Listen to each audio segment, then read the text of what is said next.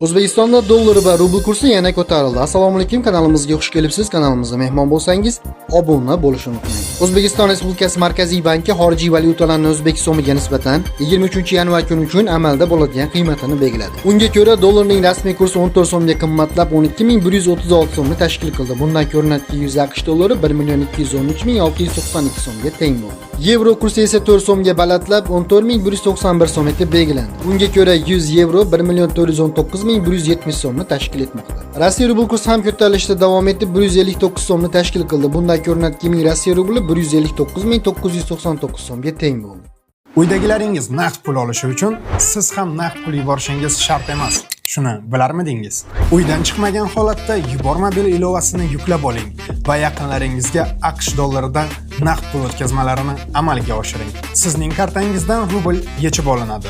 Uydagilaringizga esa AQSh dollaridan naqd pul bo'lib boradi. Hoziroq Yubormobil ilovasini yuklab oling va qulayliklaridan bahramand bo'ling.